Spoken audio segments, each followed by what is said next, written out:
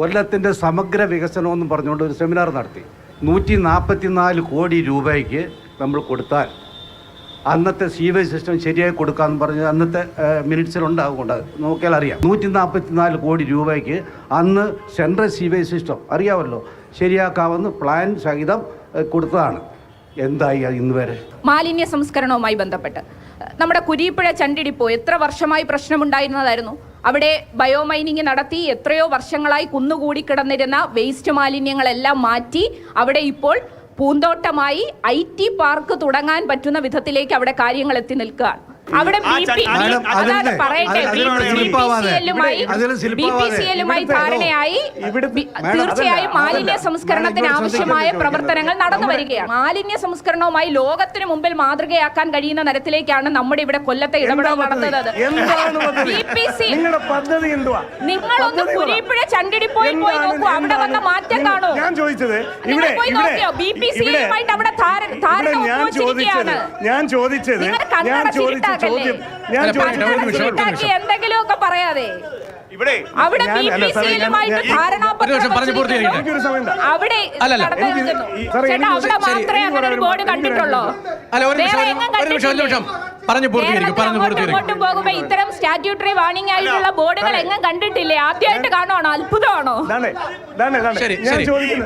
എനിക്കൊരു 5 മിനിറ്റ്. ഇവിടെ ചോദിച്ച ചോദ്യം എന്താ? നിങ്ങളുടെ പദ്ധതി ചോദിച്ചപ്പോ പറഞ്ഞ മറുപടി കുരീപ്പുഴ ചണ്ടി ഡിപ്പോ വൃത്തിയാക്കി അതിനകത്ത് പാർക്ക് വെച്ച് അതിനകത്ത് ഇനി ഒരു AC ഹോട്ടലിലൂടെ കൊണ്ടുവരാമെന്ന് പറയും. ഇതാണോ നിങ്ങൾ പറയുന്ന പദ്ധതി എന്തുവാ? ഞങ്ങൾ ഇവിടെ കൊല്ലം നഗരത്തിൽ ഞങ്ങളുടെ പദ്ധതി താങ്കൾ തീരുമാനിച്ചിങ്ങോട്ട് തരണ്ടല്ലോ.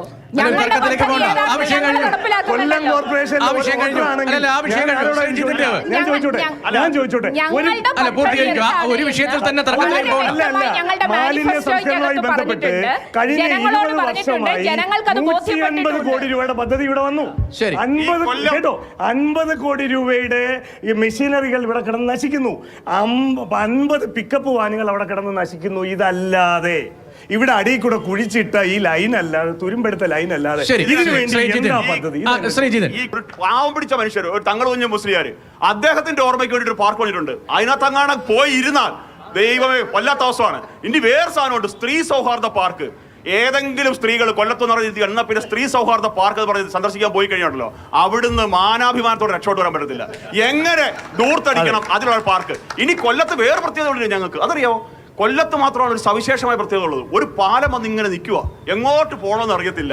ഇവിടെ ഓലേക്കടവിൽ ഒരു എങ്ങോട്ട് പോകണം. ഇവിടെ ആണെങ്കിൽ നമുക്ക് ഈ കൊച്ചുകളെ വിളിച്ചെത്തിയിട്ട് ഇവിടെ ചിത്രകലാമത്സരം നടത്താം. അല്ല മറ്റേ വഴി കാണിച്ചു കൊടുത്ത് പറയുന്നുണ്ട് പണ്ട് നമ്മൾ എഴുതുന്നത് ബാലരമയിലൊക്കെ. പാലത്തിന് വഴി കാണിക്കുക പരിപാടി നടത്താൻ പറ്റിയ സ്ഥലമാണ് കൊല്ലം. ഈ നാട് ഇവർ കട്ടുപിടിച്ച് ഈ നാട് മുഴുവൻ നശിപ്പിച്ച് റോഡില്ല, മാലിന്യ പ്രശ്നം, അഷ്ടമുടിക്കായൽ. അയ്യോ അതാണ് ഏറ്റവും വലിയ കോമഡി.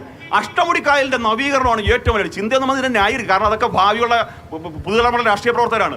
ഇവർക്ക് എപ്പോ കാശ് വേണോ അപ്പൊ ഇതെല്ലാം നവീകരിക്കും.